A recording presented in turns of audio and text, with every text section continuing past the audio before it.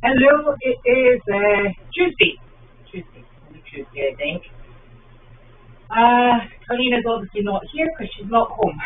She won't be home today. They're still running tests, and I think if anybody's been in hospital recently, you know how long it takes to get scheduled in for testing. These MRI machines, they run almost 24 hours a day, and there's appointments at 5 in the morning, 2 in the morning. So when you're brought in as a patient of the hospital, you have to slot in round about all these times that have patients from the outside world coming in as well. They're having a little looky at heart function, just as a matter of course, and also neurological function, because she was slurring her words on Saturday. So they're being really thorough, and I think that's probably the healthiest and best way forward for Carleen and everybody else that's affected by Carleen, because we want to keep her healthy. We want to be confident that what we're seeing isn't the sign of something that's more serious. So it's very reassuring that the hospital are doing so many tests, which is great. And she would like everybody to know she is passing the test, and that is fantastic. She'd also like to make sure that her dogs are warm enough, because that's a big concern for her. So it is what it is, and it will get going in its own time. Janine is on her way home. She should probably either be at the airport or in the air. She should at least have started the first leg of her journey, and that's very exciting. So she's coming home, and then I think, as you probably noticed, she will come home and she will turn around for the beginning of the year with a team made up of some of the animals from here and some of the animals that she has resourced down in South Carolina. And this is important because South Carolina has a different climate to here.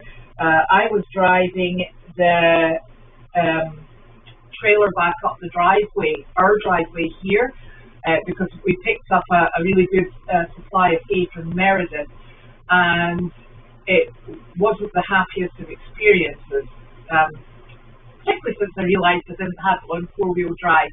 Apart from that, it isn't pleasant taking animals out in the trailer here, because you have to remember that even though they clear the roads and the roads are safe, we still have snowbanks at the side of the road. So when you're in a trailer and truck, which is just that bit wider than regular cars, and the side of the road is, creeping in, the verge is creeping in onto the road. It's really narrowing the amount of maneuverability that you really have with a truck and trailer. So it's not the most exciting, and we have always maintained that after November 1st we will go on to our winter offering, and the winter offering will be dogs, the rabbit, and anything else that is easy to transport in the SUVs, as opposed to having to take the trailer out with us. So that's an important factor for up here. South Carolina, they do not have the same restrictions with snow.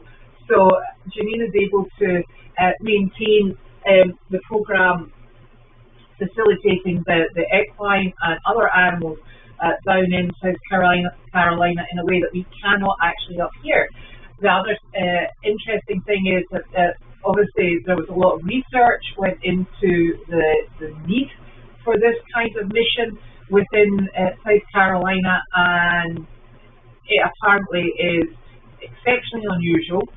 It's even more exceptionally unusual the fact that we don't charge for this offering, and people are clamouring for Janine to take this show on the road down there. Now, that has meant that she has resourced people who have dogs that are very highly trained. She's resourced people that have other animals. Particularly, we're hoping actually that Angus is going to be going down, and she is also recruiting people who will volunteer to go and help her with the program, because you can't just turn up just yourself and a menagerie of animals. Well, you can, but it's stressful for all involved.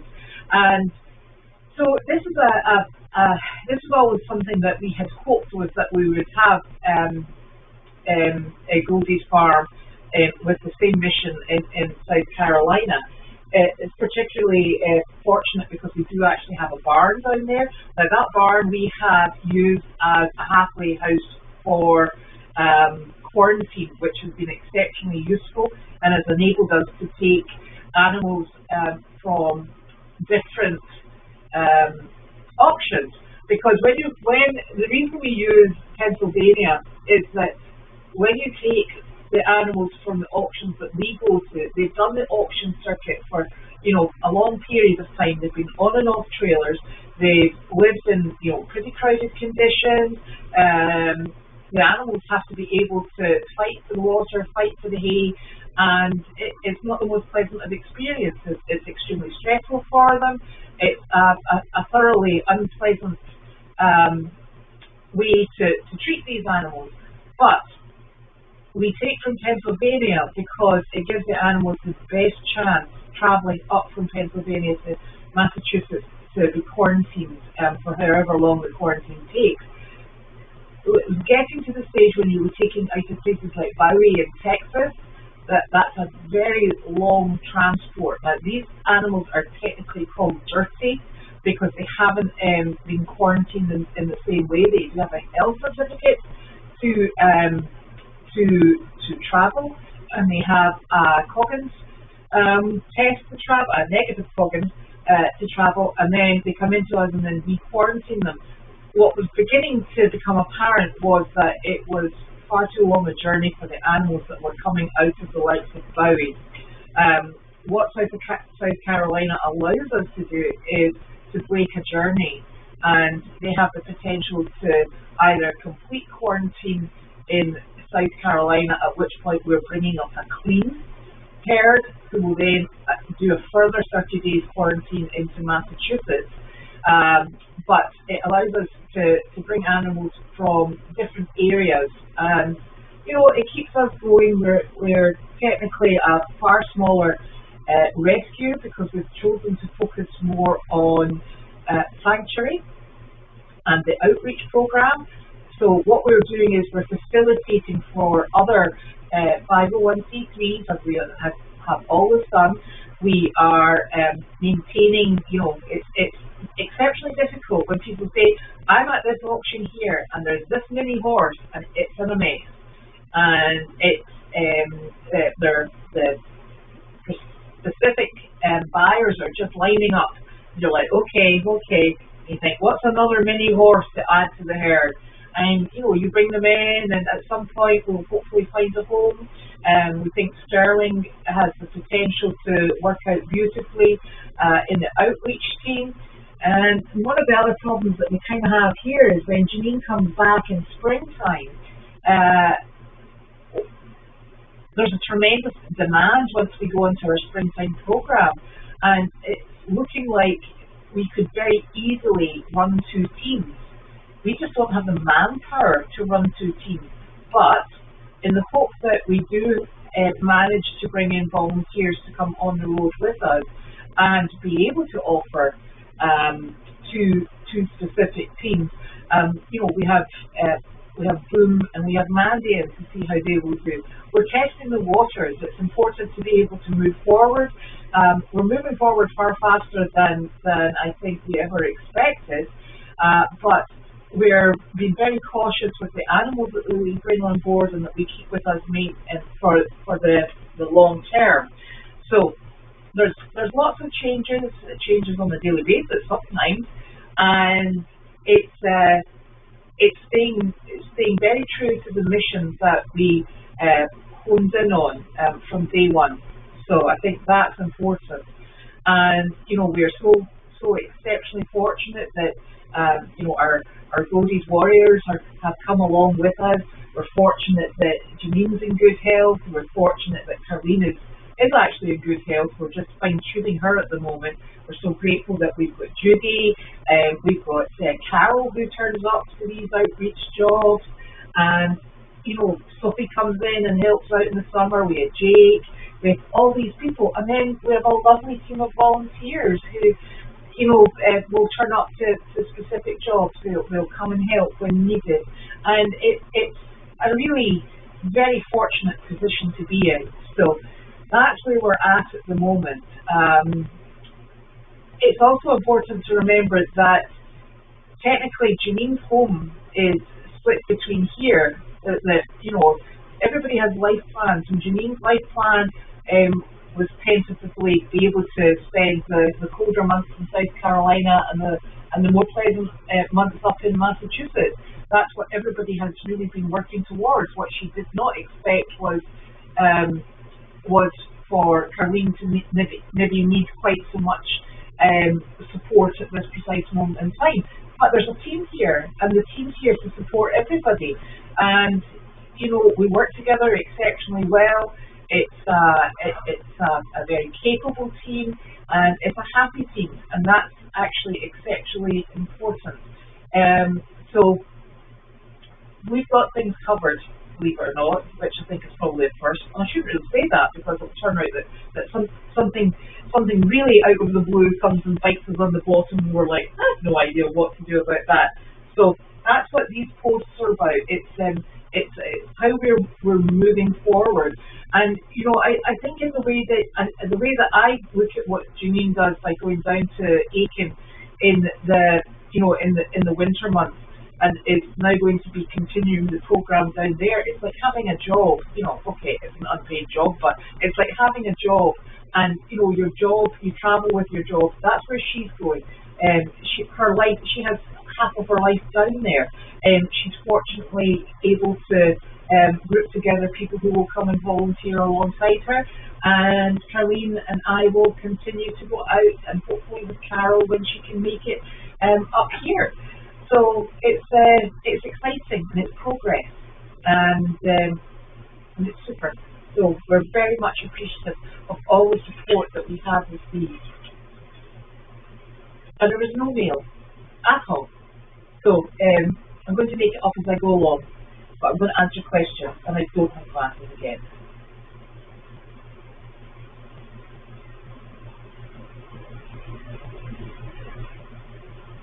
No, Larky and Sizzle are in their house by themselves from just after 9 o'clock. And because there was no job today. I think there's one tomorrow. And Larky and Sizzle are in the house because that's where they're most familiar. And I did bring home the jumper that Carleen had been wearing, and they've got it on their bed. So they've been fed. Sizzle's not particularly keen on going out and about because the snow is just a bit too much for her. Larky's been in to see Carleen, and they're actually quite comfortable. They've got each other. I'm sure they're missing Carleen, but it's the best that we can really provide for them to keep them in their own home. So that's what they're doing.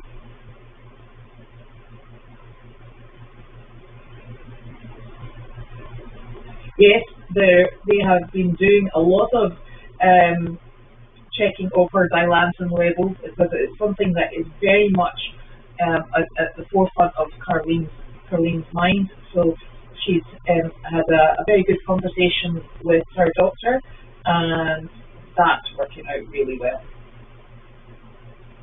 Carleen's in Beverly Hospital.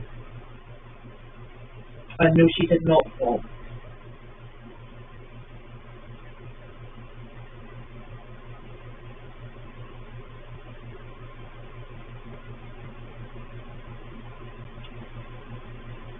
I think the grant is still active. It's quite a long process. There's certain gaps in between, so it's still processing.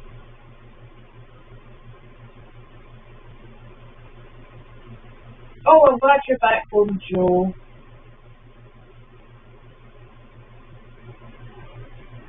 Yes, and Judy took Larky in to see Carleen yesterday morning. So he went with Judy, and it's best just to take one dog at a time. So when Judy comes back, if she goes next time, she would take Sizzle and just alternate them. That's what we did when Carleen was in Hawthorne Hill.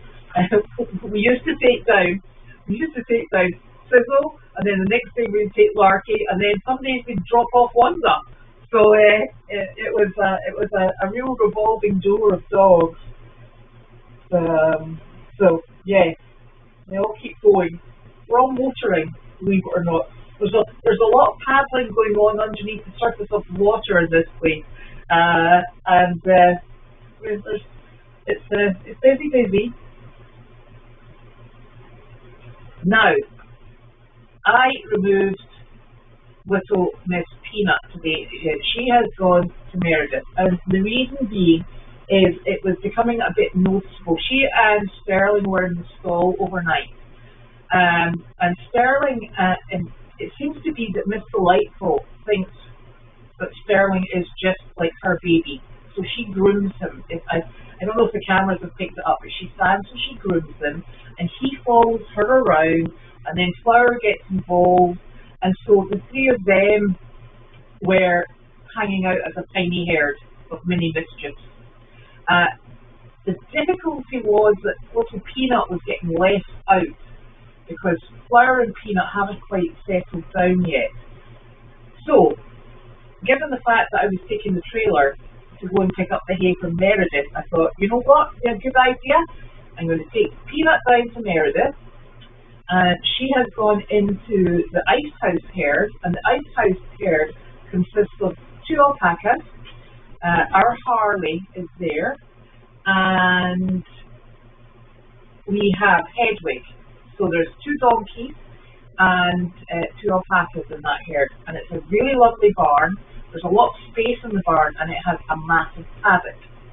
The other mini that we have on there is Wilbur, and today I moved my horse in with Hugo and Penny, and then Boone's companion had been Wilbur. So Wilbur I put into the Ice House. So I have 2 mini horses, 2 mini donkeys, and 2 alpacas in the Ice House. And it looks like it's a pretty settled herd, although Wilbur, who really is not fond of Boone, stood at the paddock fence and shouted to Boone. And Boone's like, I'm busy, Wilbur. I am flirting across the fence with Chester. So it was sad to see. But he, poor Wilbur was very taken with Peanut, and Peanut was not interested in him at all. But she is absolutely delighted. She is digging up little bits of grass and nibbling away in the grass that's under the snow. So she seems to be very settled. So we're going to try her out over there. And as you know, nothing is set in stone. We can wander them back and forward. Now, at the moment, Sterling is in a stall having his evening dinner. And then once his evening dinner has been finished, he will go out into the arena with the rest of the equine herd. So I think he should put, if anybody sees anything that they have any concerns about, they should send me an email and let me know right about what time it happened. If anybody's watching the camera, that would be much appreciated. But he does seem to be very settled with the light in particular, and with Flower. And the funny thing about Flower, and it's actually not funny at all, but when we rescued Flower, she was really desperately unwell, and the people who had put her into the auction told us that they had just that morning separated her from her foal. So Flower has obviously had a foal at some point. Goodness, we don't know anything about Miss Delightful. She's about 20 and Flower's only about 7. So from that point of view, Flower definitely should have an appreciation of foals, and little Sterling is still very young. So he's over there, so Peanut's over in Meredith, and he's just about to go back into into the main herd. And we've got a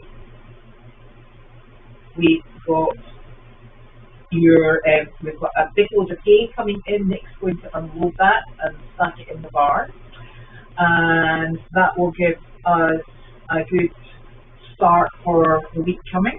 And then we're going to look at the weather very carefully, so we make sure that we get our next big load of hay in before the snow and ice falls and settles in, because I really wasn't expecting the snow and the ice to hang around, but apparently it's going to be about 46 tomorrow, 46 the following day, and 56 on Friday with lots of rain. So let's hope that all of this disappears. So that would be good. Okay.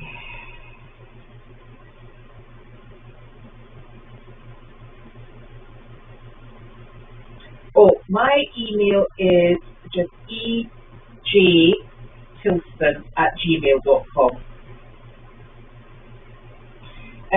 Carlene doesn't really have a diagnosis. They're just actually, well, she's got her usual issues that she's had for a long period of time. And really just what they're doing is checking that there hasn't been any change in the condition of her heart, her brain. So they're just doing a really thorough checkup, because I think what they think at the moment is that it's the CPAP hasn't been functioning as it should, which has made her exceptionally tired. And and over a period of time, when you're not getting enough sleep, we all know how horrific that is.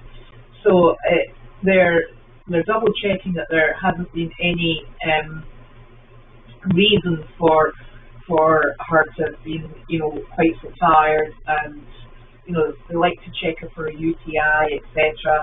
So I think they're just being really thorough, which is fantastic. So, and she's in great spirits. She is issuing commands from her phone. So she's doing very well, which is a relief.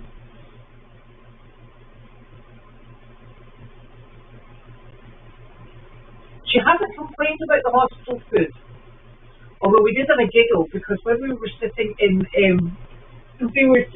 ER, it got to about 7 o'clock, and she said to me, "Did you eat before you came?" I said, "No." I said, "I had breakfast."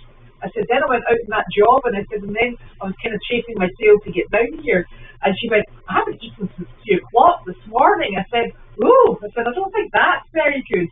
And so I went to ask at the nurse's station, and I said, "Is there any reason she's not allowed to eat?" And they said, no, she can eat. She said, "Has she not eaten?" Hello, you. How are you? Oh, it's nice and warm in here. It is. Are you cold? Yeah. You're very dusty. Am I? Yeah. What did you do?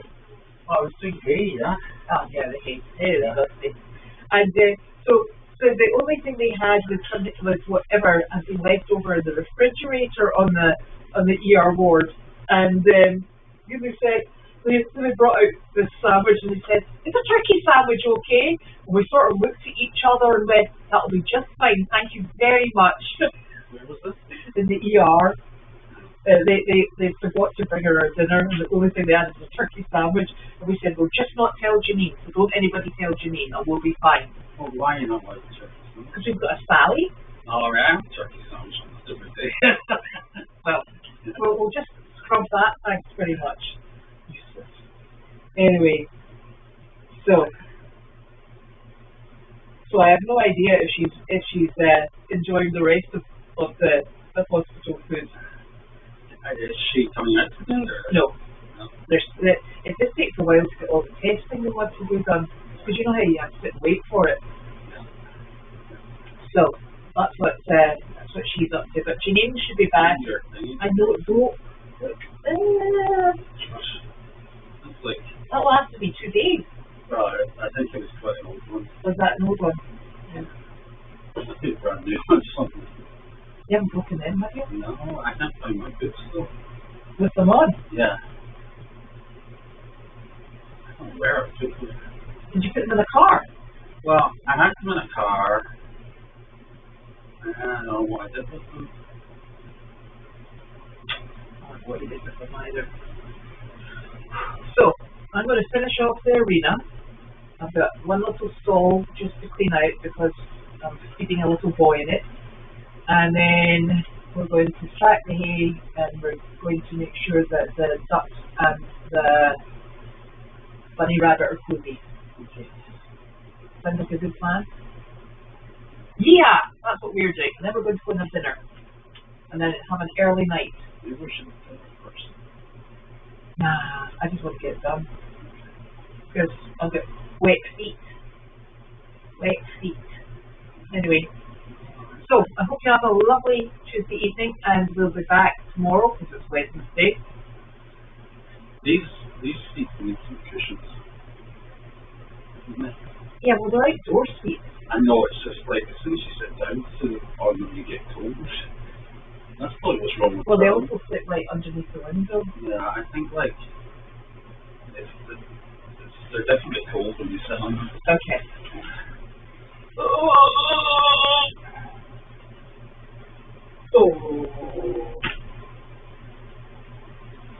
Good night. Gotta put that. Wait, Janet? Gotta put up that mural thing. Oh, you're okay. This thing. Barn door. Oh, okay. Well, I don't think that's a priority for this evening. Hello? Okay. Pooh. Pooh. Thank you. And my gloves. These my gloves. Right. Let's go. We need to reverse that thing up. Yeah, because I made a bit of a boo-boo.